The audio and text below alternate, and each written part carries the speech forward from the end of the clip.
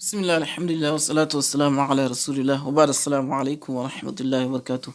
Et bienvenue à tous. Et nous allons aujourd'hui aborder une nouvelle partie, donc la septième partie de cette formation. Inch'Allah, aujourd'hui le chapitre, ce sera les lettres mim et noun lorsqu'elles portent une shadda.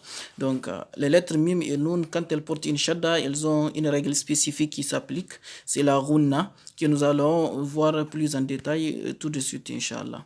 Donc la ghunna, c'est un son qui sort de la cavité nasale. Et de manière plus simple, c'est le nez, donc à travers le nez, et qui accompagne la lecture des lettres nun et mim. Il faut noter que c'est un son qui, de nature, c'est-à-dire il accompagne toujours la prononciation des lettres mim et nun. Donc la lettre mim et nun. Seulement, lorsque la lettre mim et nun les lettres mim et nun, lorsqu'elles portent une shadda, et la rouna qu'on doit leur faire doit durer au moins 2 temps. Donc, elle doit durer 2 temps. Donc, c'est le fait de prolonger cette rouna jusqu'à 2 temps, qui accompagne naturellement les lettres, la prononciation, la lecture des lettres nun et mim.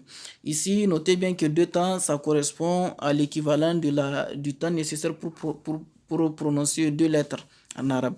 Donc, il ne faut pas le confondre avec les secondes.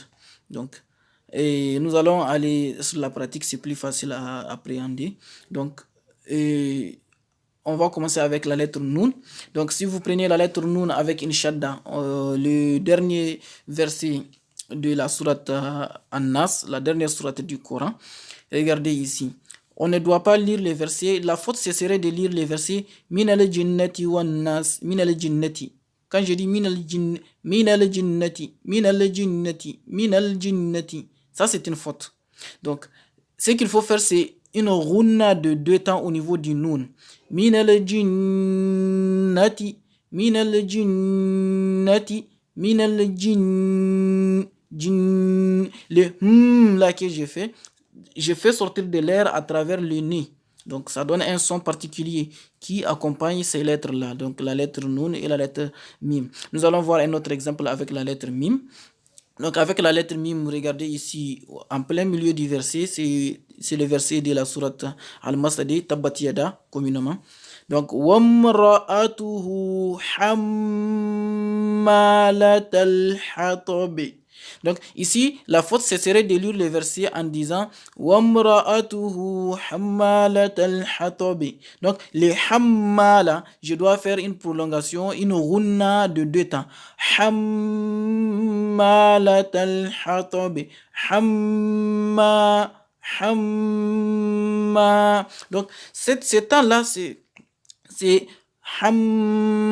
le là que vous entendez, c'est à travers le nez qu'il faut faire sortir l'air. D'accord? Et c'est ça qu'on appelle le rouna. Et il faut prendre au minimum 2 temps au niveau de ces mimes-là en faisant la rouna avant de continuer la lecture. À chaque fois que vous tombez sur un mime ou un noun qui porte une shadda. Donc il faut noter que la shadda, que la shadda soit kasratain, que la shadda porte une kasra, une dhamma ou une fataha, ça ne change rien à la règle. Donc ça c'est un aspect important à noter. Nous allons prendre 2 autres exemples pour chaque lettre. Avec la lettre Nun ici, Yahsabu anna.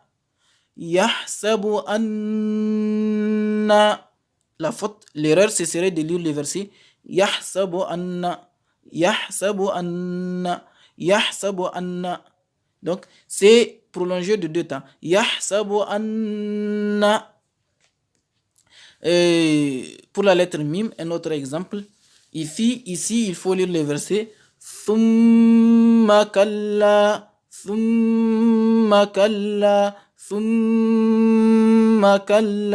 Donc, vous voyez ici les mimes. Lorsque je lis les mimes avec sa shadda, je fais une prolongation de 2 temps. Je ne dois pas aller vite. Je ne dois pas dire Thumma kalla. Quand je dis Thumma kalla, je n'ai pas bien lu le verset comme il se doit. Donc ça doit être Thumma kalla, ainsi de suite. Et je pense que le chapitre d'aujourd'hui est assez facile à assimiler. Nous allons nous arrêter ici, Inch'Allah, le mercredi qui va venir. Nous allons continuer avec une autre partie un autre chapitre.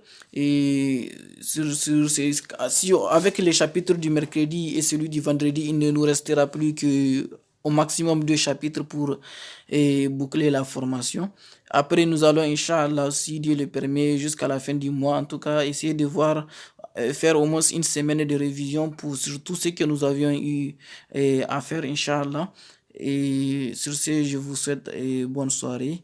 Assalamu alaikum wa rahmatullahi wa barakatuh.